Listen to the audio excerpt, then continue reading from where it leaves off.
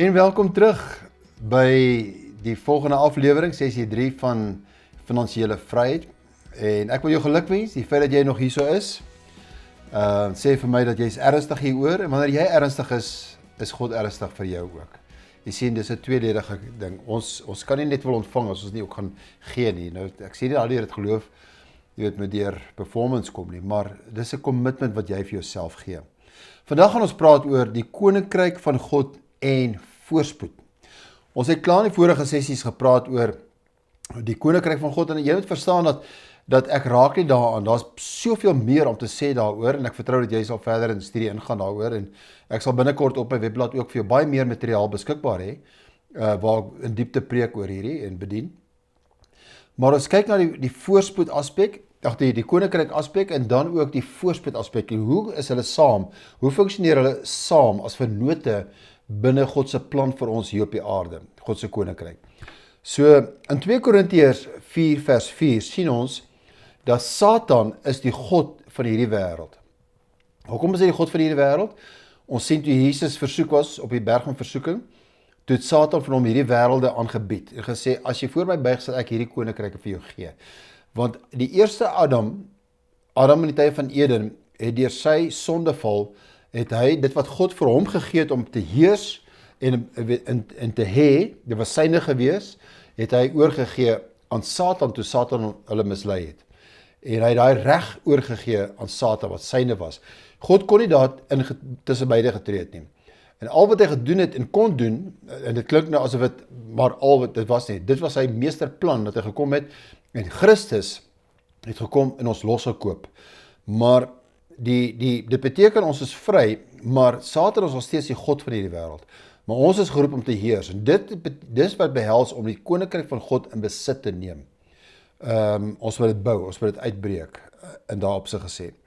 So Satan, die god van die wêreld, in Matteus 4 lees ons, dat, soos ek gesê, dat Satan Jesus versoek het, en al die koninkryke het sy heerlikheid aan Jesus te bied, as Jesus voor hom sou buig. Nou kyk nou net hierso, wat is sy strategie gewees? Tot vandag toe nog, wil hy kom met 'n leuen, en vir ons hierdie wêreld aanbied, as ons voor hom sal buig. En ons doen dit onwetend. Jy weet, as Satan in sy volle gedaantheid, ewe skielik nou voor jou gaan verskyn, en vir jou sê, ek bied hier vir jou aan, as jy voor my gaan buig, dan gaan jy sê, nee, obviously gaan ek dit nie doen nie, maar hy kom subtiel, want hy kom soos 'n engel van die lig. Hy kom subtiel, hy vermom homself, en hy kom deur hierdie gees Mammon, wat jou wil mislei, en ons eventueel deur hierdie gees buig ons, en ons dien Mammon, ons dien Satan. Ja, ons is Christene, en ons sien ons selfs Christene, en ons is, ons gaan kerk toe, maar ons sien nie die bonatuurlike nie, ons sien nie die volle werklikheid, die funksionering en die effek van die koninkryk in ons lewens nie, omdat ons eintlik 2 Here dien, ons knie gebuig vir Mammon. En dis baie radikale stelling wat ek hier so maak, maar ons moet die waarheid hoor. Nou in Lukas 12 vers 31 tot 32 sê Jesus, maar soek eers soek die koninkryk van God, en al hierdie dinge sal vir julle bygevoeg word. En dan sê hy 'n mooi ding hierso, 'n waarskuwing, moenie vrees nie, want julle Vader het 'n welbehae. Hoe mooi belofte is dit nie? Onthou nou wat ek in die vorige program gesê het, is dat ons is nie hier om net gered te wil word nie. Ons wil nie ontsnap van wat ons in is nie. Nee, ons moet eerder deur geloof en openbaring van wat die Vader vir ons gee deur Christus, ontvang wat hy vir ons gegee het. So nou sê hy hierso, God die Vader het 'n welbehae daarin gehad om aan julle die koninkryk te gee. Hy het klaar vir ons gegee, is nie iets wat ons gaan ontvang enige nie, klaar vir ons gegee op die aarde. Ek het ook in die eerste program vir julle gesê, ek gaan baie skrifte met julle deel, want ek bou dit, soos die Engels sê, precept upon precept, waarheid op waarheid. Lukas 17 vers 20 tot 21, hoor hoe kragtig is hierdie. En toe hy deur die Fariseërs gevra is, wanneer die koninkryk van God sal kom, so die disippels het hom nou al die vraag gevra, en nou ook die kerk, die skrifgeleerders van die tyd, het hy aan hulle geantwoord en gesê, die koninkryk van God kom nie met sigbare tekens nie. Baie belangrik om hierdie te verstaan. En hulle sal nie sê, kyk hier, of kyk daar nie, want die koninkryk van God is binne julle. Wow, so dis 'n geloof ding om te verstaan, dat die koninkryk van God, en hoe God voorsien, want hy sê, Jesus sê, my Vader het 'n welbehae om in jou die koninkryk te gee en is binne ons. So hierdie heerskappy, hoor die woorde wat ek gebruik, hierdie realiteit van God, die sisteem van God met ander woorde, die teenwoordigheid van die Christus is nou in ons as gelowiges. Wow. Dit moet insink, dit moet jy verstaan. In Handelinge 1, vers 1 tot 3, deel hy nou met ons hierdie waarheid, hy sê, aan wie hy ook, na sy lyde, praat oor Christus, hom lewend vertoon het, deur baie kentekens, terwyl hy gedurende 40 dae aan hulle verskyn het, en oor die dinge van die koninkryk van God gespreek het. Mense, ons moet hierdie verstaan.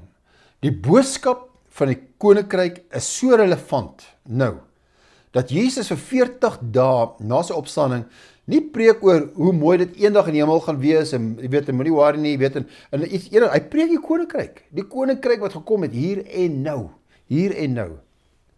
Ek het enige pastoor gehad, jare terug by gevra, hy sê, is jy nie een van hierdie koninkryk predikers? Ja, Jesus was, daarom is ek. En by the way, Jesus was 'n voorspoed prediker, daarom is ek. So, dan moet iets belangriks in hierdie wees. Want Jesus spreek self 40 dae na sy opstanding nog steeds oor die dinge van die koninkryk. Nou onthou wat Jesus die disippels ook geleer het, laat die koninkryk kom, soek eers die koninkryk van God. So Jesus leer ons om op sy koninkryk te vertrou. Het julle dit? As 'n Sela oomblikie, 'n pause, 'n pause oomblik, dink, mediteer hieroor. En op sy koninkryk te steun, want daar gaan aardbewings, hy sê dit gaan gebeur, daar gaan droogte, daar gaan oorloë, daar gaan geen vrede wees nie, daar gaan resessies wees, daar gaan verwoesting wees. Maar onthou nou, waar is die koninkryk? Nie in die sigbare wat ons sien en waarneem in hierdie wêreld nie. Die koninkryk van God is in ons. In die koninkryk van God is daar nie chaos nie. In die koninkryk van God is daar nie tekort nie. In die koninkryk van God is daar nie resessie, nie armoede, nie verwoesting nie. Dis want die koninkryk is in ons. In ons. Maar nou is die vraag, wat is die koninkryk van God? As die koninkryk van God in ons is, wat is die koninkryk? Steven, jy mag nou vra, maar hoekom praat jy so baie oor die koninkryk? Ek wil nou weet hoe kan ek nou ryk word? Ek is besig om dit met jou te deel. Want dis belangrik dat jy, as jy wil hê, moet verstaan hoe God opereer en hoe God aan ons voorsien, dan moet jy verstaan hoe sy sisteem, sy stelsel werk. So die koninkryk van God, luister nou wat is binne in ons? Liefde, geregtigheid en vrede. Die koninkryk van God sê, dis waar die koninkryk van God bestaan. Liefde, geregtigheid en vrede. So ons hoef nie meer te vra, waar is die koninkryk van God nie, want dit het nou binne ons gekom. Nou die uniekheid van die koninkryk van God is dat dit het binne ons gekom. En dit is so ontwerp, mense, dat dit in elke behoefte van jou sal voorsien. Elke behoefte. Volgens sy heerlikheid in die hemelse sisteem op die aarde deur Christus Jesus. Filippense 4 vers 19. So ons is onafhanklik van hierdie wêreld. Ja, jy het my reg gehoor. Ons is onafhanklik van hierdie wêreld en sy sisteem. Jesus het belasting nodig gehad. Hy sê vir Petrus, gaan vang 'n vis en daar's belasting om te betaal. Jesus moes skares voed en hy vermeerder brood en vis. Jesus het nooit staat gemaak, selfs die dood, siekte, niks was Jesus aan onderhewig nie. Hy het geheers en hy sê dis vir julle ook beskore. So vanuit hierdie posisie sorg hy vir die wat in sy koninkryk is. Nou onthou net weer eens, ek herhaal myself, ons kan nie twee here dien. Jy kan nie met die een voet hier wees en die ander voet daar wees nie. En jy gaan vir jouself moet uitmaak dat hoe baie funksioneer en dink en funksioneer jy nog op 'n wêreldsisteem wat onderhewig is aan Mammon en hom dien. Ons moet in die koninkryk van God wees. So lees hierdie saam mee. Wanneer ons van hierdie koninkryk van God praat ons van 'n hoër vlak van regering. Is 'n hoër vlak, familie, 'n hoër vlak van regering. Dis 'n koninkryksregering waarin die allerhoogste, die koning is en regeer. El Elyon is sy naam. Hy regeer daar. So vanuit hierdie posisie sorg hy vir die wat in sy koninkryk is. Die wêreld sê, as jy ryk wil wees, dan moet jy in sy sisteem belê. Maar God sê, Ek het 'n manier dat ek vir jou voorsien. Romeine 12 vers 2 sê nou, en ons kom nou by baie belangrike gedeelte, wat ons nou moet verstaan, want jy sit daar en jy dink, of jy luister in jou kar luister, waar jy ook jouself bevind, jy sê, maar ek verstaan nie hierdie, hoe funksioneer die koninkryk van God in my? Hy sê vir ons hierso, in Romeine 12:2, word nie aan hierdie wêreld gelykvormig nie, maar word verander deur die vernuwing van jou gemoed, jou denke. Die Message Translation sê, don't become so accustomed to this culture of this world that constantly wants to drag you down to its level. So hierdie stelsel wil jou bly aftrek na sy vlak toe, van waar hy opereer. Ons lewe in 'n hoër roeping, 'n hoër stelsel waar God in funksioneer en vir ons voorsien. So Jesus het oor sy koninkryk gepreek. En daar's 'n ander manier van vorm, daar's 'n ander manier van dink nou. Jy moet anders te begin dink oor jou geld. Jy moet anders te begin dink oor voorsiening. Jy moet anders te begin dink. Nou, ek sien nie daardeur dat God wil vir jou uit die hemel uit 'n kar voorsien nie. God gee jou die vermoë, konsepte, idee, guns om te genereer, om te heers. Maar het begin alles by 'n denke, 'n mindset.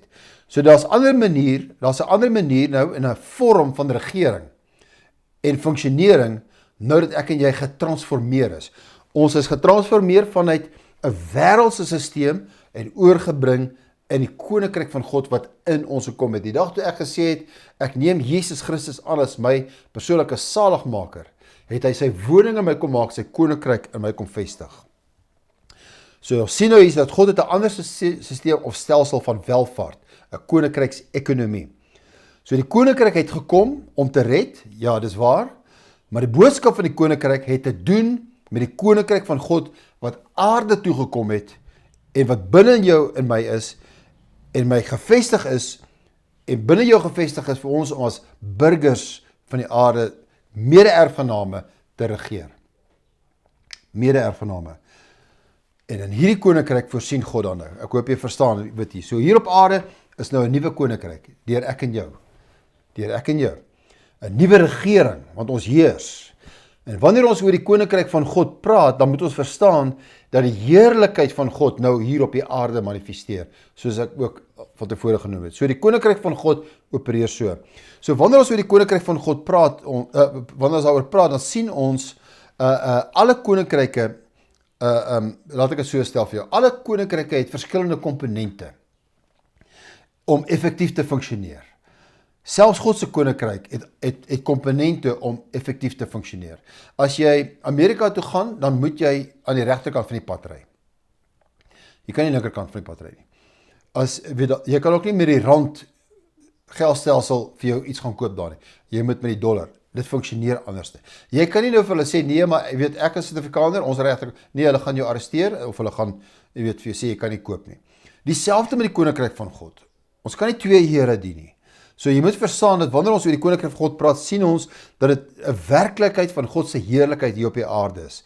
Die aarde behoort aan die Here, sê die Bybel, maar jy en ek is as gelowiges oor hierdie aarde aangestel om oor dit te heers. Behoort nou aan God, deur Jesus wat dit teruggeneem het, maar ons moet daaroor heers. Verstaan dit? Kyk nou mooi, wat sê Psalm 103 vers 19. Die Here het sy troon in die hemel gevestig. So waar is die troon van die Here? In die hemel. En sy koninkryk heers oor alles. Ons troon is nie in die Uniegebou of daar in Kaapstad nie. Ons troon is in die hemel. Ons heers nie vanuit daai regeringsstelsel nie. Die Bybel sê dat ons moet onderhewig wees daaraan, maar ons hoef nie slaaf te wees daarvan nie. So ek heers vanuit die dimensie van God, waar God op die troon sit, en sover ek weet, en dit sal nooit so wees nie, is hy nog nooit onttroon nie. Satan kan dit nie doen nie, hy probeer dit doen deur ek en jou. Want wanneer ek en jy nie heers op die aarde nie, dan is daar nie 'n troon wat kan heers oor die planeet nie. Ek hoop dit gaan vir jou deur. So ek moet heers oor finansies, ek moet heers oor myself, ek moet heers oor, ek sê nie dat ons mense hier in gebied nie, maar ons moet in besit neem en heers. So, nou mag jy op hierdie punt kom en sê, Steven, hierdie is net, my kop spin, dis net te goed om waar te wees. Ek weet nie of hierdie jy weet, werk nie. Dan mag jy nou al, hierso sit, jy mag al van tevore na my geluister het, en jy kom op hierdie punt, jy sê maar, Steven, ek sien nie dit soos wat jy dit in die woord verduidelik nie. Ja, dis nie, ek wat verduidelik, ek praat die woord uit. Maar ek wil nou uit die woord uit vir jou daai antwoord gee, nie uit my opinie uit nie. Hoor gou wat sê 'n lewe van transformering vir ons. Wat behels dit? Wat beteken dit om werklik 'n lewe van transformering te hê? En ek lees vir ons uit Psalm 73 vers 1 tot 24. Dis 'n lang gedeelte en ek wil hom nie net aangehaal het nie, ek wil hom hê dat jy hom saam met my lees. En jy gaan dalk lag of huil of pyn hê, maar hoor wat sê die waarheid. Vers 1. God is goed vir almal wat doen wat hy sê. Verseker. Maar op 'n dag het ek begin twyfel of dit regtig so is. Ek het amper ophou glo. Want toe ek rondom my kyk, het ek gesien hoe goed dit met slegte mense gaan. Hulle is so hoogmoedig en hulle word by die dag al hoe ryker. En ek was jaloers op hulle. Ek kan nie vir julle vandag sê hoeveel mense het aan my toe gekom en ek sê, Steven, my baas is so ongelowig soos 'n klip, maar hy's voorspoedig. Hoekom dan? En ek sukkel by die Here dien. Kry die antwoord. Vers 4. Niks bekommer hulle nie. Hulle is spekvet en gesond. Hulle is oor niks besorg nie, hulle het geen moeilikheid nie. Hulle loop ewe trots rond, want met hulle gewere en hulle vuiste los hulle al hulle probleme op. Hulle is vet en hulle doen net wat hulle wil. Hulle het geen respek vir niemand nie. Dis die wêreld wat ons in leef. Hulle spot met mense en dreig almal. Selfs God loop onder hulle tonge deur. Kyk net op sosiale media vandag, hoe selfs Hollywood sterre en wat ons noem vandag as influencers, bad influencers, hoe hulle oor God spot. En op aarde beledig hulle links en regs. Vers 10. Almal hang aan hulle lippe. Ja, veral deur sosiale media, want mense stuur dit net aan. Sit dit op platforms al hoe meer aan buitekant. En nou sê hy hierso, almal hang aan hulle lippe, mense kan nie genoeg van hulle kry nie. Hulle sê vir almal, God is vas aan die slaap. Met ander woorde, waar is daar 'n God? Kyk hoe al die chaos in hierdie wêreld. Kyk hoe swaar gaan dit in hierdie wêreld. Waar is 'n God? Ek glo nie in God nie. Wat weet die Allerhoogste van wat ons doen? Hulle kom weg met moord. Niemand keer hulle nie, terwyl hulle al meer geld maak. En ek het verniet gedoen wat God sê. Staan in die Bybel dit nou hierso. Jy mag dalk dieselfde sê. Te vergeefs dat ek onskuldig is. My gebede het niks gehelp nie. Dit was 'n mors van tyd. Want elke nuwe dag het daar 'n vrag vol nuwe probleme op my gewag. Daar was geen einde aan my swaar kry nie. Ek is elke dag soos 'n vloerlap behandel. Vers 15. Maar wag, ek wil nou sê vir jou, maar wag. As ek aanhou praat soos nou, sal ek 'n verraaier wees. Ek gaan nie aanhou so praat nie. Ek het mooi probeer dink, maar ek kon nie verstaan hoekom ek so mislei nie. Totdat ek op 'n dag in die heilige plek ingestap het. Waar is daai heilige plek? Die koninkryk van God nou binne ons. Toe het ek skielik die volle prentjie gesien. Ek het besef waar goddeloses uiteindelik beland. Ek het besef dat slegte mense op 'n baie gladde pad stap. Op 'n dag laat u hulle planne skeefloop, dan beland hulle in die gemors. In 'n oogwink verander hulle lewe in chaos. Hulle kom tot 'n verskriklike einde. Nêrens praat God so oor sy regverdige nie. Vers 20, hulle verdwyn so vinnig soos ons drome wanneer ons wakker word. Here, u vee slegte mense in oogwink uit die pad uit. En toe ek kwaad vir u was en gevoel het dat u my verontreg, was ek baie dom. En ek wil vandag vir jou sê, wat dis wat ek vir myself gesê het, as ons so dink, is ons baie dom. Here, waar is u? Kyk hoe goed gaan dit in die wêreld. Wanneer kom u vir my deur? U is nie meer lief vir my nie. Ons is dwaase. Want ek was baie dom, net soos 'n dier sonder verstand. Ek lag, dis uit die Bybel uit. Ek het my onnoosel voor u gedra. En miskien wat jy op hierdie punt kom, wat jy sê, Here, ek is so dom soos 'n dier, ek het my onnoosel voor u gedra. Om so te dink, wanneer kom u vir my deur? Vers 23, gelukkig het u my toe nie alleen gelos nie. As jy nou na my luister, beteken dit, gelukkig het die Here jou nie alleen gelos nie. Dis hoekom hierdie woord na jou toe kom. Dis hoekom jy hier ingeskakel is. U het my nog nooit alleen gelos nie. U hou my hand elke dag vas. Luister na vers 24. U sal my op die pad lei waarop u wil hê ek moet loop. Nou, as jy hierdie glo en jy het hoop hierin, dan gee jy my nou die reg, dat ek aan jou, sonder voorbehoed, sonder jou filters in jou denke wat vernieuwend wees, kan jy nou glo wat ek vir jou gaan sê, oor wat God sê die pad is, wat hy vir jou het, en wat jy op moet loop. Okay? Kan jy dit glo vandag? Dit is 'n baie goeie punt om te wees nou, om dit te verstaan. So ons weet nou dat die wêreld word voorspoedig deur die wêreldse stelsel. Maar luister nou, die regverdige word nie, hy is. Die regverdige is voorspoedig in God, in homself en in sy manier van dinge doen. Daarom neem nie besluite gebaseer op geld nie op daai pad nie. Ek sê nie ons moet onverantwoordelik optree nie. Ek sê nie ons moet stupid wees nie. Maar ons leef vanuit God se wysheid. God se manier van dinge doen. Hy sal jou lei. Dit beteken wat ek in die eerste dag gesê het, dat ek kan nie hierdie hoor sonder die leiding van die Heilige Gees nie. Die Heilige Gees gaan hierdie waarheid vat en hy gaan jou lei. So ek luister nie na my kredietkaarte of na al hierdie stemme van buitekant af nie. So jy neem besluite gebaseer op die salwing. Jy neem besluite gebaseer op die vermoë van wat God in jou gesit het, sy manier van dinge doen. Jy hou jouself in die salwing van God, wat die koninkryk van God is sy liefde, geloof en die woord van God, geliefde, vrede. So kom na die troon van genade, sê die Bybel. Waarom genade? Want jy het eerstens genade nodig, as gevolg van die besluite wat jy geneem het. Die Engels het 'n baie beter woord, mercy. It's not grace, it's mercy. Lord have mercy on me. En hy het, meer as om die Here straf jy nie verder nie. As jy vandag op hierdie plek kom, sê Here, ek het dom besluite geneem. Ek was onverantwoordelik geweest. Ek het myself en my gesin in hierdie finansiële verknorsing laat beland. Ek kan nie eers die duiwel die skuld gee nie, alhoewel hy my gemanipuleer het en ek toegegee daaraan. Maar dankie nou vir die genade. Hy gee dit vir jou. Dan kan jy die gebed van geloof nou begin bid.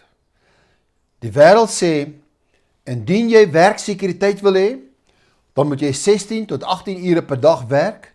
Die vermoë wat ons van hom ontvang het, vir welvaart moet ons nou gee, eintlik nou vir 'n wêreldstelsel, en dis nie God se wil nie.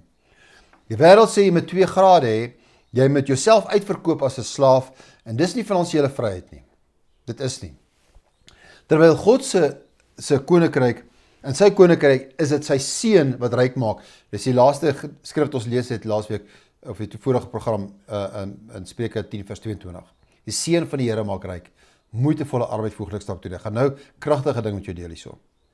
So, dis die vermoë. God het nie hierdie wêreldse stelsel opgestel nie. So die vraag is dan, van watter koninkryk is jy? God sin of Mammon sin? Ons sal dwaas wees, mense, as ons nie vandag volgens God se stelsel gaan funksioneer nie. Daar is reeds 'n oordeel oor hierdie wêreldse ekonomie. Maak nie saak, soos ek die eerste dag gesê het, hulle manipuleer dit, hulle werk daaraan, hulle probeer dit 'n baie flou te hou, weet, hulle kan nie. Dis oor al die jare nog so gewees. Hulle manipuleer dit om dit in die gang te hou, en dit kan nie meer so wees nie.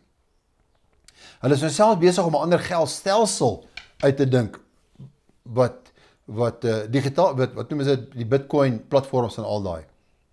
Omdat dit wat ons oor al die dag, dit werk nie. Maar God se stelsel werk. So die koninkryk van God kom nie deur waarneming, het ons ook gesien. En niemand kan met ander woorde sê, hier is die koninkryk, of daar is die koninkryk, want dit het binne ons gekom. Ons sê dit nou. So wat ek en jy sien, is die effek of die resultate van God se koninkryk binne my. So met ander woorde, as jy nou 'n nuwe kar kry, dan kan jy nie sê, dis die seën, kyk hoe ek geseën nie. Nee, dis die effek van die seën, wat dit vir jou meegebring het. Dis die effek van die koninkryk van God, want waar die koninkryk van God is, daar is die seën van die Here. So God het soos hy vir Abraham gesê het, hy vir my ook gesê, en ek glo vir jou, in Genesis 12, kom by die plek waar jy is, na die plek, dis transformering, na die plek waar ek jou wil bring, daar gaan ek jou seën, om 'n seën te kan wees.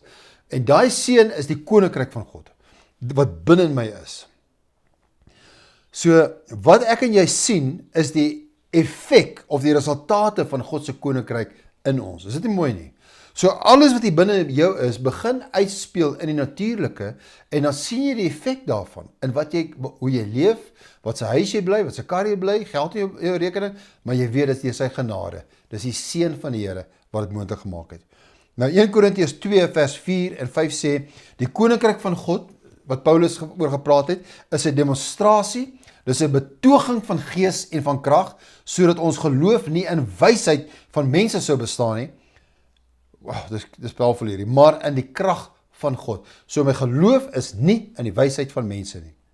En Paulus sê in 2 Korintiërs 5:7, want ons wandel deur die geloof en nie deur aanskouing nie.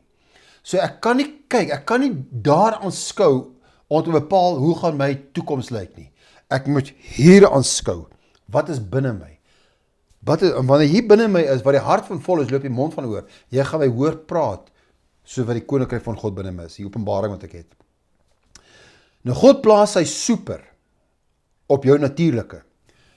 Nou as God sy super, sy bonatuurlike op jou natuurlike plaas, luister hoe speel dit uit? In 3 Johannes 1 vers 2, geliefde, ek wens dat dit met jou in alles goed mag gaan, en dat jy gesond is, soos dit met jou siel goed gaan. Dis die vernuwing van die denke.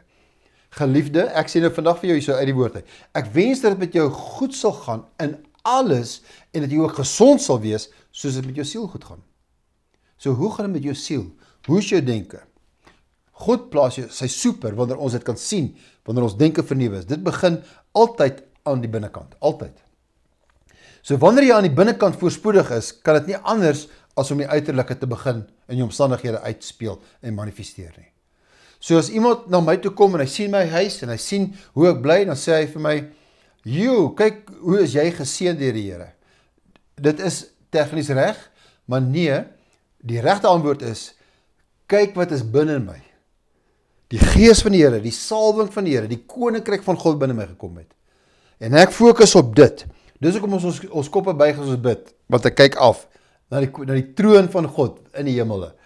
Maar net 'n beskrywing.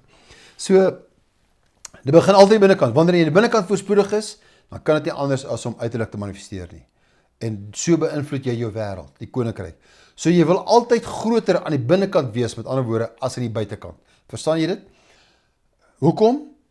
Kyk na die lotto. Mense wat lotto wen, dit word gereken dat binne tussen 3 tot 5 jaar is die ek kan nie met nie, maar is ver oor die 90%, is meeste van daai mense weer terug waar hulle was voor hy gewen het. Maak nie saak hoeveel miljoen hy wen nie. Omdat wat buite hom is groter as binne is. En nou sê Paulus, groter as hy wat in jou is, as hy wat in die wêreld is. In Romeine 8. Sien ons, so ons met hierdie verstaan. So, kom ons kyk na die definisie van voorspoed. En dit gaan nie lang definisie wees nie. Ek het eintlik 'n paar definisies wat ek oor die loop van hierdie program met jou gaan deel, maar hoor net my heel eerste definisie van voorspoed. Volgens die woord. Laat ek jou my definisie van voorspoed gee. Jy het geen finansiële skuld nie. Jy kan saam met my dit lees. En jy het meer as genoeg geld om elke goddelike opdrag wat God vir jou gegee het te vervul en genoeg oor om ander te help om hulle sin te vervul. Dis daai wat ons lees in 2 Korintiërs 9 vers 8. Let all grace be abundantly supplied in you. Jy het geen finansiële skuld nie. Jy het meer as genoeg geld om in elke goddelike opdrag wat God vir jou gegee het te vervul, genoeg oor om ander te help om hulle sin te vervul. Wat dink jy van daai definisie? Laat my weet wat jy dink aan. Skryf dit 'n bietjie vir my terug. Jy het geen finansiële skuld nie. Jy het meer as genoeg om elke goddelike opdrag wat God vir jou gegee het. Laat weet my 'n bietjie op die platforms waar jy nou van kyk. Wat dink jy daarvan? Wat is jou antwoord op dit? Hoe voel jy? Om dit te vervul, jou behoefte en om ander te help. So let op, ek het nie gesê hierso dat elke Christen gaan 'n miljonair wees of 'n biljonair wees nie. Maar die idee is dat jy finansies in verhouding tot jou opdrag gaan hê. Met ander woorde, as jy 'n boer in Ethiopië is, ek sommer weet as 'n voorbeeld, gaan jou finansies anders lyk as iemand wat geroep is om op Wall Street handel te dryf. En ons moet dit verstaan. Watter een is beter? Wel, nie een is beter as die ander een nie. Dit beteken nie dat die een wat volgens sy kapasiteit moet funksioneer en sy roeping en sy mandaat waar hy is, omdat dit is wat hy nodig het daarin, maar hy gaan nie sukkel nie, maar dit gaan nie noodwendig in verhouding wees met die een wat in Wall Street is, of wat 'n groter verantwoordelikheid het om in te funksioneer, en wat God vir hom aan toevertrou het nie. So, dis nie dat die een beter as die ander is. Die idee is dat jy in jou baan bly, en God gee jou die hulpbronne om jou doel te bereik. Het jy dit? Jy bly in jou baan, en God gee jou die hulpbronne om jou doel te bereik. So kry die beginsel nou in jou hart. Dit gaan oor jou voorsiening vir jou visie. Die mandaat wat die Here vir jou gegee het. Dit gaan oor jou befondsing vir jou lewensmissie, om 'n impak te kan maak. Ek hou van hierdie prentjie. Dink aan jouself as 'n tuinslang. As God geld deur jou kan kry, deur hierdie stelsel, die koninkryk deur jou kan kry, sal hy geld vir jou kry, en daar sal nog baie oorbly vir jou, want God voorsien vir jou daardeur. Nou in hierdie prentjie is jy die tuinslang. En daardie hulpbronne is die water. En ek het goeie nuus vir jou. Die binnekant van die tuinslang word nat wanneer die prioriteit van jou finansies op God en ander mense is. So laat God deur sy doel vir jou lewe die tuinslang vir jou lewe bepaal. Waar hy dit wil hê. Moenie teen dit skop nie. As die Here sê, ek wil hierdie tuinslang wat jy nou is, soontoe gaan, laat die kanaal vloei. Maar binnekant is hy nat. Jy word voorsien daardeur. Moet nooit dink jy gaan verloor, jy gaan nooit weer kan hê nie. Jy verstaan?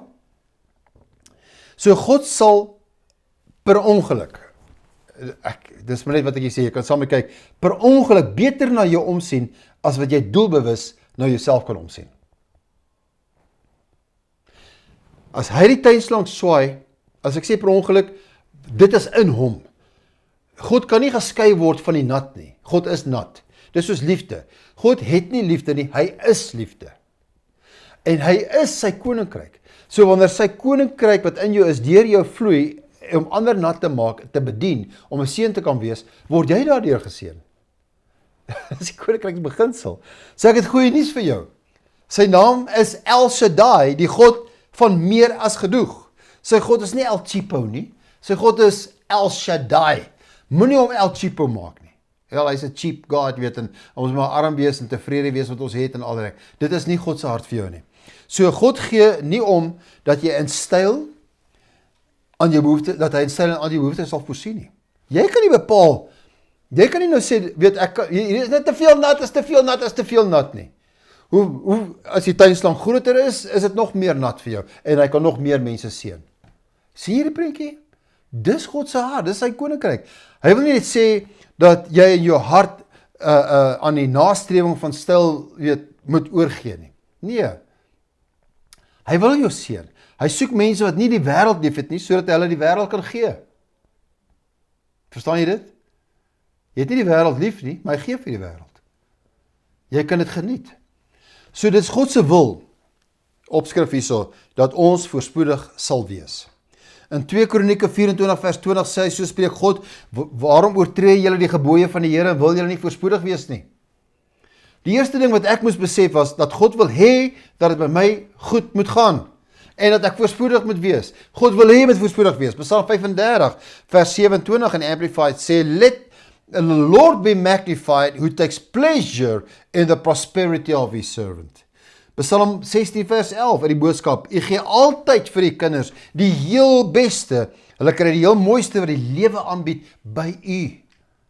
So my definisie van koninkryks welvaartbouer dan, ek praat nou van, nie definisie van voorspoed nie, 'n koninkryks welvaartbouer is die volgende, jy verander daardie dollars in soldate om koninkryksdoeleindes te bereik. Al die dollars wat deur jou vloei, daai housepipe, daai tuinslang, het 'n doel nou, het 'n funksie om koninkryksdoeleindes te bereik.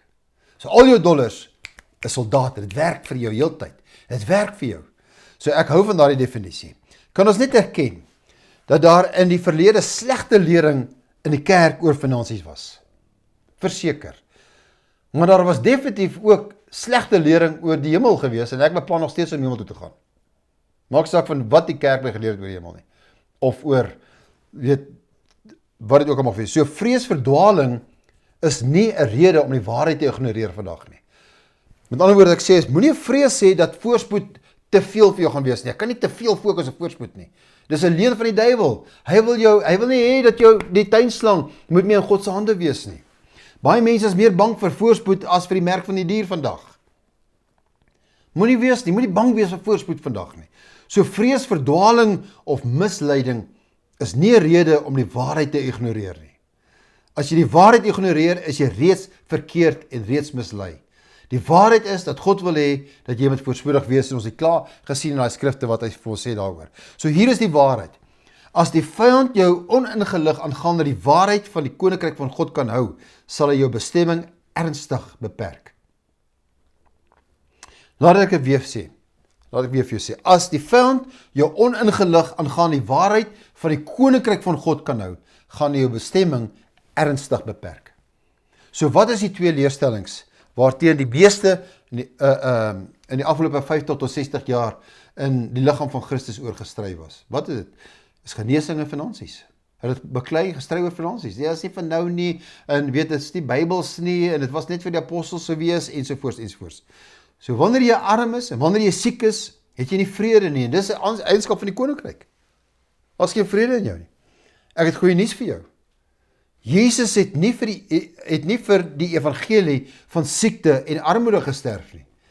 So daar's geen, laat ek hierdie stelling so maak, daar's geen voorspoed evangelie nie. Steven, wat bedoel jy nou? Maar die evangelie van die koninkryk sluit voorspoed in.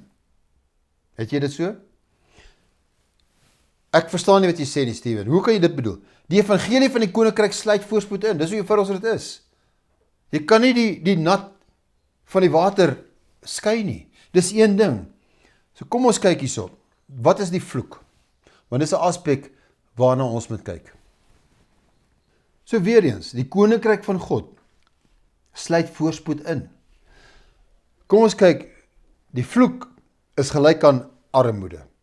Wel, ek wil hê jy moet kyk hoe armoede as 'n vloek na die aarde toe gekom het. Die Bybel sê vir ons in Genesis 3 vers 14 tot 19, dat deur die sweet van die aangesig en dorings en dussels het dit gekom. Dis wat die Bybel sê. Deur die sweet van die aangesig, want dit was nou die gevolg van die vloek gewees.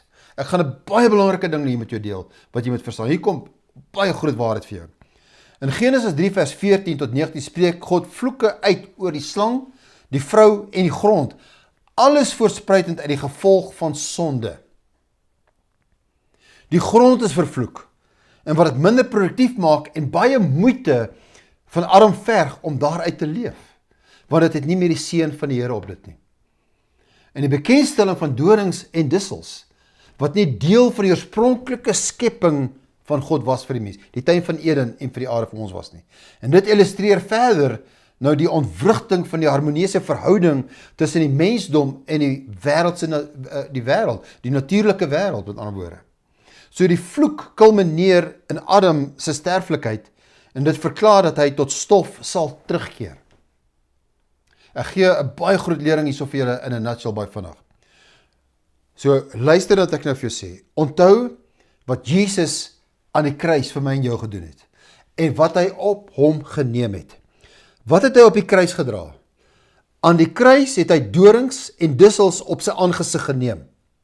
'n kroon, waaroor hy gesweet en bloed gestort het, om ons van die vloek van armoede te verlos. Halleluja! As jy sê, dit is te absurd, Steven, jy dweep nou, dit is godslasterik. Nee, dit is nie, want 2 Korintiërs 8 vers 9 sê, want julle ken die genade van ons Here Jesus Christus, dat hy, alhoewel hy ryk was, terwille van julle arm geword het, sodat julle deur sy armoede ryk kan word. Ons funksioneer nie meer onder 'n vloek van swaar kry en sweet en soeg en dussels nie. Dis uit die woord uit, die seën van die Here maak ryk. Moet nooit weer in daai vloek verval, deur vir jouself te sê, deur die sweet van my aangesig sal ek my brood verdien nie. Dis nie skriftuurlik in die nuwe verbond nie. God het nie gedagtes van ewel, van gebrek, want ek sê ewel, want die vloek is ewel, armoede is ewel. Kyk wat doen armoede in die wêreld. So God het nie gedagtes van ewel, van gebrek en armoede aangaande jou nie. Sy gedagtes is gedagtes van vrede om jou 'n voorspoedige toekoms, 'n hoopvolle toekoms te gee. Prys die Here daarvoor. Kyk saam met my, daar's geen tekort aan geld nie. As al die geld in hierdie wêreld gelykop onder die 7,9 biljoen mense op hierdie planeet verdeel sou word, sou elkeen ongeveer $53,000 gehad het. Nou mense, selfs in dollar vir die Amerikaners, $53,000 baie geld. Jy mag nou dink, ja, is net $53,000. Luister, ons praat hier so van 8 biljoen mense. Elke baba, jonk, oud, almal op hierdie planeet sal 53, so daar bestaan nie 'n ding soos armoede nie. Almal het geld. Jeremia 19 vers 11 wat ek al reeds gekwoteer het. Ek weet wat ek vir julle in gedagte het. Ek beplan dat goeie dinge met julle sal gebeur en nie slegte goed nie. Hoor julle daai? Goeie dinge, nie slegte goed nie. Ek wil hê, sê die Here nou, ek wil hê dat julle hoop vir die toekoms moet hê. Wow. Ek wil hê jy moet hoop vir die toekoms hê. Het jy dit? Ek wil hê jy moet hoop vir die toekoms hê. Psalm 139 vers 5 tot 10 of 5 en 10 in die Passion Translation. You've gone into my future. Onthou nou, dis die weg wat ons van gepraat het. You've gone into my future to prepare the way. And in kindness you follow behind me to spare me from the harm of my past. That's the mercy of God. With your hand of love upon my life, you impart a blessing to me. Wherever I go, your hand will guide me, your strength will empower me. Baie Christene vind dit moeilik om te glo. Hierdie wat ons nou hier gelees het. Inteendeel, hulle sal eerder glo dat armoede is 'n teken van heiligmaking as die waarheid van God se woord, soos ek gesê het oor Afrika. Afrika is nog steeds heilig. Nee. Afrika is nie heilig nie, want armoede is 'n vloek. Kan jy dit nou sien? Dus hulle is onder die vloek. En as gevolg van daai vloek is daar armoede.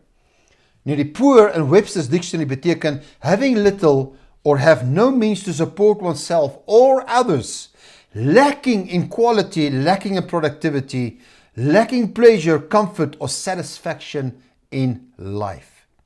So wat ons hier moet besef is dat armoede, skuld, tekort 'n gees is wat jou wil weerhou van God se beste, God se oorvloedige lewe wat deur Jesus moontlik gemaak is, Johannes 10 vers 10. Ek het gekom dat jy lewe en dit in oorvloed kan hê. Skuld vernietig huwelike. Dit doen skade aan kredietwaardigheid. Dit dryf mense tot moord, tot drank, tot alkoholisme, selfmoord, bankrotskap. Dis wat dit doen. En hierdie siklusse is nie deel van God se plan vir jou nie. Dit is nie. Ons moet dit nou vandag hier verstaan. So ek maak hierdie stelling vandag hierso aan jou. Luister hierso. God sal jou net so min in armoede wou hê as wat hy jou ongered sou wou sien. Hy het die prys betaal om jou uit albei uit te red. En hy het dit gedoen. Hy het jou van albei verlos. Hoor iemand wat ek sê? Jy is verlos, nie net van die ewige dood nie, jy is nie oorgebring in Christus, maar ook so van die vloek van armoede. Godsdienst sou sê, o, dit is so goed om siek te wees. Jy weet, God plaas siekte op jou om jou meer soos Jesus te maak. Luister, ek het nie siekte nodig om my meer soos Jesus te maak nie. Want Jesus was nie siek nie, nommer 1. Dis die Heilige Gees se werk om my meer soos Jesus te maak. Nie siekte nie, nie die vloek nie. God gebruik nie die vloek om jou meer van hom te leer nie. So kry daai nonsens uit jou denke, uit jou kop uit. Nie siekte nie, dis nie armoede ook nie. Dis nie 'n goeie ding nie. So kom ons kyk ten slotte. Wat is foute in ons oortuigings? Want dit is belangrik vir ons om hierdie te glo vandag. So kom ons kyk na nommer 1, foute in ons oortuigings. Die eerste sê dat armoede geestelike waarde het. En ons sien nou, dit het nie. Steven, mag jy sê, dit is goed om daar sonder klaar te kom, dit hou my so nederig. Hou op my twak te glo, mense. Jy het nie armoede nodig om jou nederig te hou nie. Jy weet, dit is geestelik om, sal mense vir my sê, dit is geestelik om arm en in gebrek te wees. Daar's niks geesteliks daaraan nie. Absoluut niks, dit is deel van die vloek. Wel, as armoede so geestelik is, waarom sê die Bybel vir ons dat om aan al die armes te gee? Ons wil die armes help, om nie arm te wees nie. So dis nie net al geestelik, as ek hulle nou geld sal gee, dan gaan dit hulle geestestand ruïneer. Niks te doen met jou geestelike stand nie. Ek sê jou wat, hier is wat ek weet. Hier is wat ek vir jou sê. Een van die beste maniere om die armes te help, is om nie arm te wees nie. Luister, niemand hoef sleg te voel oor hoe hulle huidige finansiële omstandighede is nie. Moenie sleg voel oor welvaart nie, en moet ook nie sleg voel oor jou armoede nie, want jy het 'n besluit geneem, dat jy kom nou uit dit uit. Maar ons sal ons oë moet oopmaak, dis wat belangrik is hier, om te sien waarvoor Jesus eintlik, waarvoor hy in die kruis betaal het vir ons. Wat hy in die kruis voor gelei het. Ons gaan nie logika gebruik nie, dis geloof. Ek gaan dit nie probeer uitredeneer nie, dis geloof. Ons het openbaring nodig. Ons moet dit eintlik in die skrif sien. Dis wat ons vandag hier gaan doen, en in hierdie hele reeks. Ons gaan in die woord uit dit sien. So laat ek jou die vraag vra. Was enige iemand, behalwe ek al ooit arm of tekort, het ons tekort gehad? Steek op jou hand daar waar jy is. Die grootste gedeelte van my lewe, ek en my vrou, was ons arm geweest. Ons was in tekort geweest. En dis nie lekker nie. Die grootste deel van ons lewe was so, en soos hulle in Latyn so sê, ons was in Maximus Brocas. 'n Maximus Brocas verhouding geweest. Die King James Engels sê dit, it stinketh. So daar het ek 'n mooi godsdienstig jou geantwoord. Maximus Brocas. En it stinketh. Daar's niks goeds daar in die mense. Edel of heilig daaraan om arm en gebrek te wees, is niks heilig daaraan nie. Nêrens in die Bybel word armoede ooit as 'n seën van die Here beskou nie. Dit was 'n vloek waarvan Jesus waarvoor hy gekom het om ons te verlos, en hy het dit gedoen. Nog steeds is daai verbond in werking vir my en jou. So jy kan finansiële gebrek en tekort hê en nie arm wees nie. Jy kan met ander woorde baie geld in jou bank hê, maar jy kan nog steeds 'n gees van armoede hê. Gebrek, met ander woorde wat ek vir jou wil sê, is net 'n tydelike toestand. Net tydelik. As 'n gebrek nou is net 'n tydelike toestand. Waarvan ek hierso praat, is om 'n denkwyse te hê en die koninkryk van God in jou te aktiveer. Dan gaan dit in die uiterlike, soos ek vir jou gesê het, begin weerspieël. So armoede, kyk saam met my, is 'n lens wat slegs geringe moontlikhede sien. Weet jy dit? Armoede is 'n lens wat slegs geringe moontlikhede sien. So laat ek jou die waarheid vertel hierso. Wanneer jy slegs geringe moontlikhede sien, gaan dit God se vermoë om by jou finansies betrokke te wees beperk. So as jy die moontlikheid van jou in Suid-Afrika sien, dat as 'n wit mens, of as 'n man, of as 'n Afrikaner, of wat dit ook al behels, en hierdie boodskap is nie net vir daai mense nie, maar dis vir alle mense, maar dan kan jy nie kom en sê, wel, ek staan agter in die ry nie. Dis die lens. Jy gaan jou lens moet verander. Hier is wat ek probeer sê. Voorspoed begin met wie jy is, en nie wat jy het nie. Het jy dit? Dis wie jy is. Jy is die geregtigheid van God in Christus Jesus. Dis waar voorspoed begin. Dis 'n kragtige gedagte hierdie. En God het elkeen van ons geroep om rentmeesters te wees van die geld wat hy aan ons voorsien het. Om 'n rentmeester te wees, gaan jy iets moet hê om te bestuur. Reg? So jy kan nie rentmeester wees as jy niks het om te bestuur nie. Jy moet 'n goeie rentmeester wees. So daar's baie min mense wat hierdie godsdienstige dinge gekry het, en dat as ek iets moois kry, dan sê hulle, weet, dis verkeerd.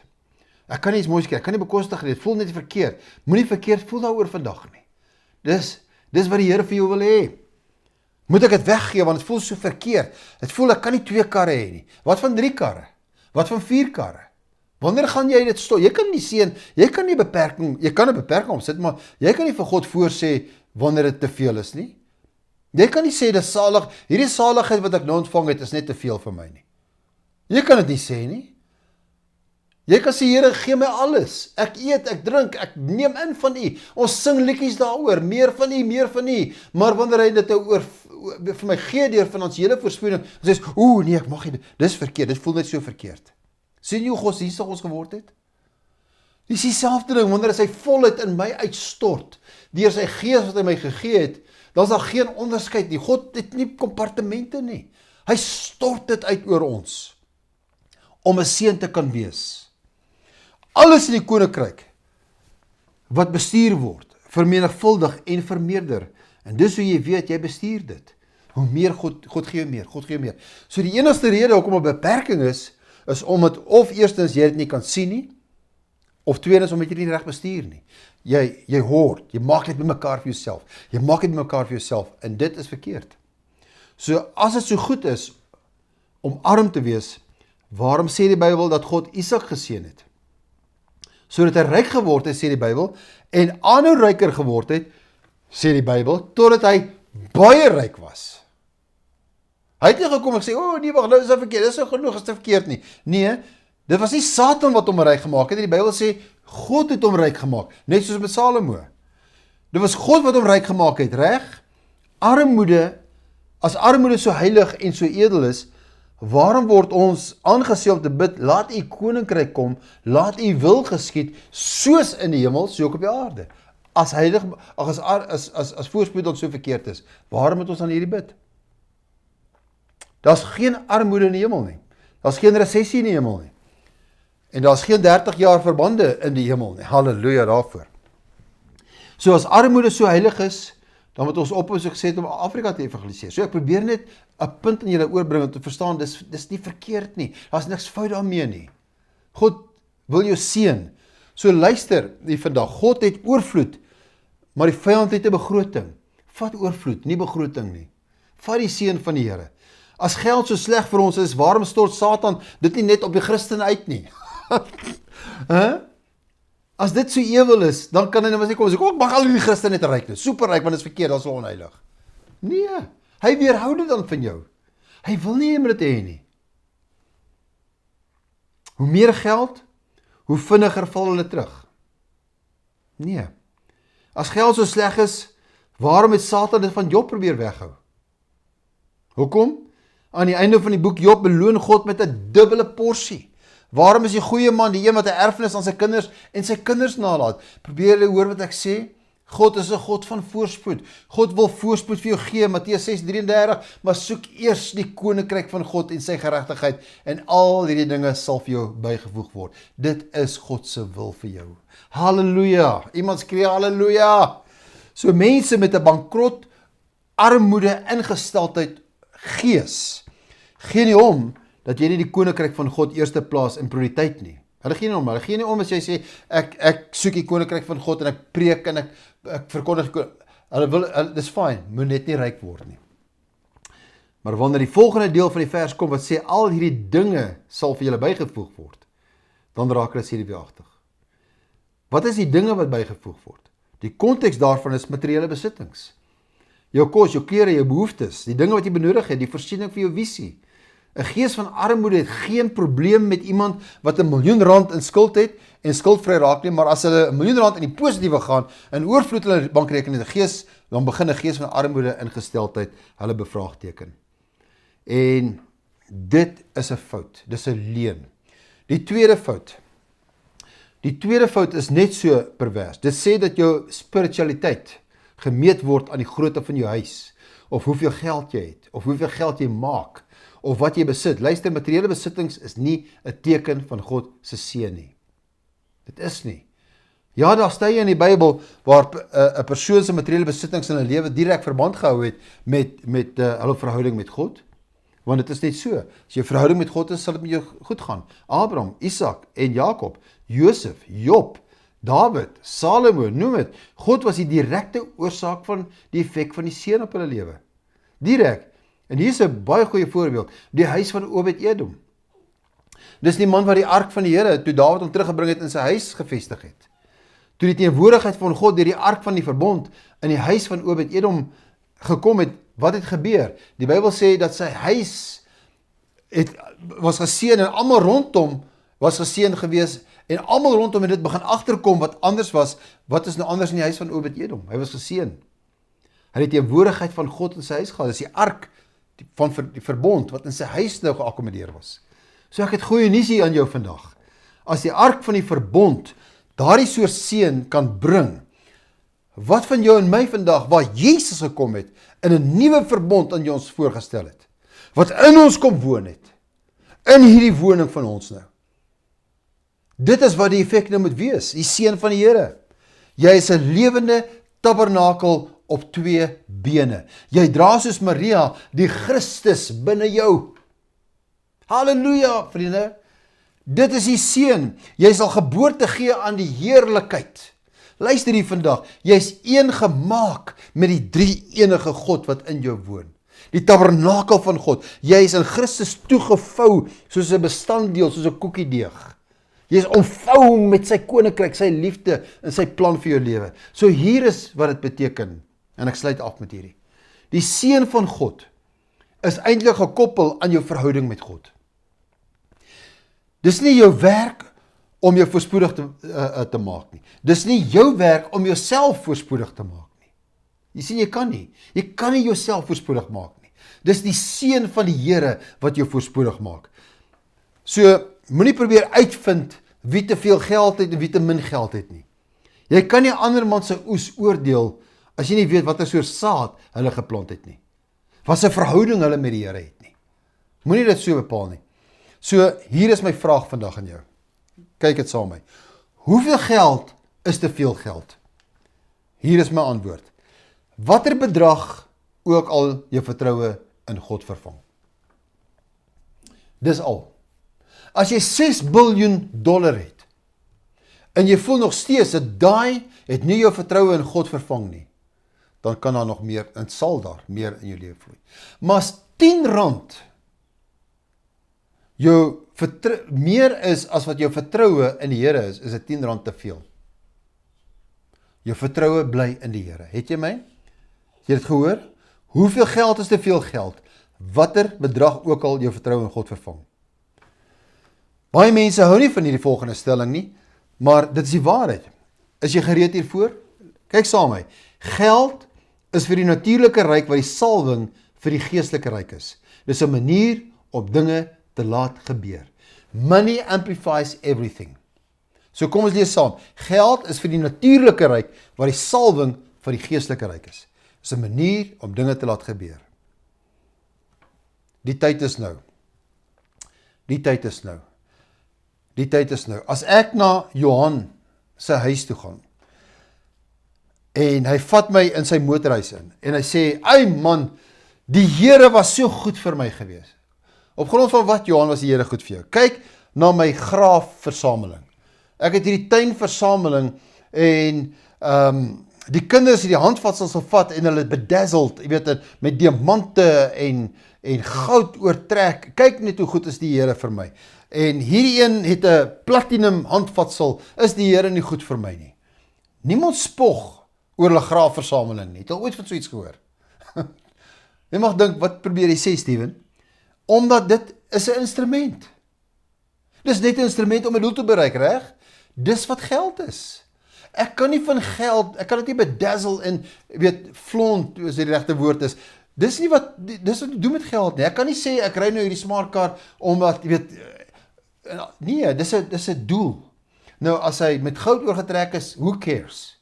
As ek dit kan doen, dan kan ek dit doen. Moenie spier trek daaroor nie. Maar dit het alles 'n doel. En die een doel daarvan is om eer aan die Here te bring. So geld is net 'n instrument om 'n doel te bereik. Jy verander jou dollars in soldate, met ander woorde, om 'n doel te bereik. 'n Deel daarvan is om in jou behoeftes te voorsien, die tuinslang. 'n Deel daarvan is om rentmeesterskap te hê en die goedheid van die Here wat deur jou manifesteer. So luister vandag ten slotte, die tyd is nou. Maak dit vandag jou tyd. Lees hier saam met my. Dis nou die tyd om in hierdie salwing te glo vir jou welvaart en voorspoed. As Christene wat in die laaste dae leef, is dit baie belangrik dat ons voorspoedig sal word en sal bly. Ons is dit reeds in Christus. Waarom? Sodat die mandaat wat aan Abraham in Genesis 12 vers 3 gegee is en Galasiërs 3 vers 8 in ons gee is vervul kan word, naamlik in jou sal al die volke geseën wees. Amen en amen. Ek sluit af met hierdie gebed vir jou en ek wil graag hierdie oor jou verklaar. Vader, in die naam van Jesus, jy kan hierdie agter my aanbid, verklaar ek die woord oor my finansies. En terwyl ek dit doen, spreek ek die woorde met my mond en glo ek dit in my hart. En ek weet dat die woord nie ledig na my toe sal terugkeer nie, maar dit sal volbring en voorspoedig sal wees in alles waarvoor ek dit stuur. Ek glo in die naam van Jesus dat al my behoeftes in voorsien is volgens u rykdom in heerlikheid, voorsien deur Christus Jesus. Ek ontvang nou 'n goeie maat wat ingedruk is, wat saamgeskit is en wat oorvloedig is tot my rekening. U het my die duisternis uitgered en my na die lig van die seun gebring. Ek het my plek as die kind ingeneem deur die geregtigheid wat ek deur Christus Jesus ontvang het. Ek dank U dat U nou in my woon en die woning in my kom maak het deur die Gees. U het my Vader geword. U sien na my om en maak dit vir my moontlik om in liefde en wysheid te wandel, sowel as in die volheid van U seun. Ek bind elke wapen wat probeer opstaan teenoor my finansies, volgens Matteus 18:18, en geen poging op my finansies sal voorspoedig en suksesvol wees nie. Ek maak dit kragteloos in die naam van Jesus. En Vader, ek dank U nou dat U dienende engele nou vry is om my te bedien en die nodige finansies in te bring in my lewe. Ek verklaar dat U helpende hand is in tye van nood en dat U meer as genoeg is. U die mag om al U genade en guns in my lewe te laat oorloop, sodat ek altyd en onder alle omstandighede meer as genoeg kan hê en aan elke goeie werk kan gee. Amen.